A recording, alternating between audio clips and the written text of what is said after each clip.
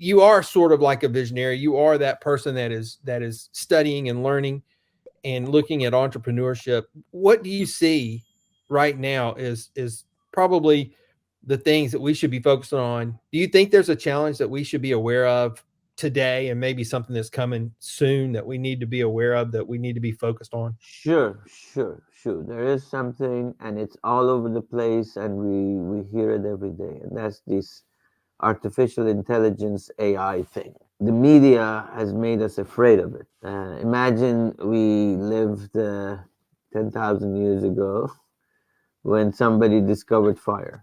And Right. everybody said, "Oh, this fire thing is horrible. It builds the villages."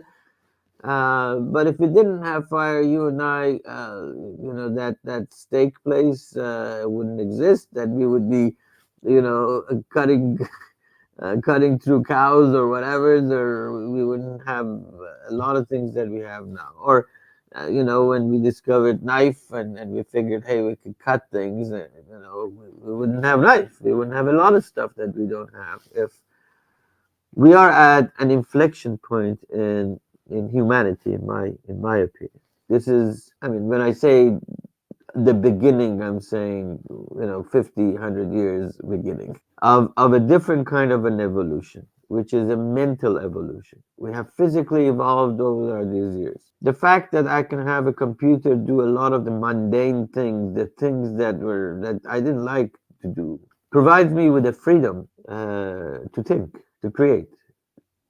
But that's a scary freedom because I'm not used to doing that. I've been told life is about going to factory at 8, coming back at 5.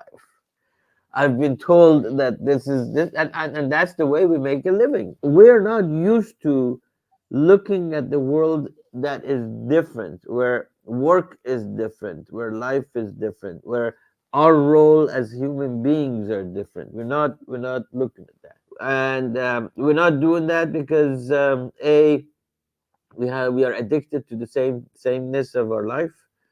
We're not doing that because we're scared of, hey, what's going to happen tomorrow or in a year, and how am I going to leave if a machine replaces me.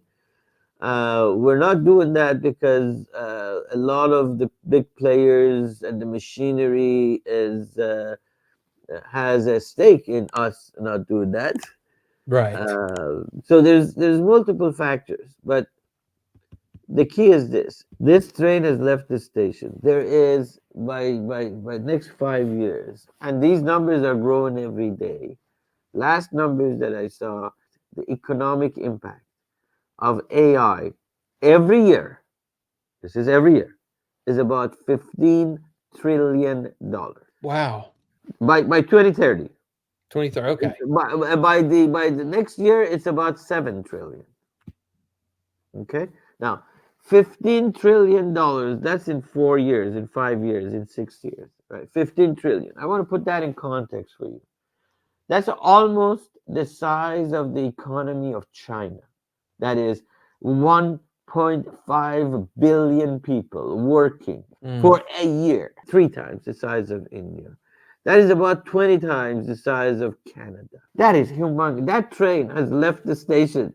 The horses are out of the corral, and you're not getting them back in. So here's the thing. My advice is get on board. Don't push back. Don't try to manage change. Embrace it. Make it. Be on the lead. You can be. And if we all do that, this evolution would happen faster, and we're gonna be in a better place quicker, as opposed to this struggle of detaching from sameness.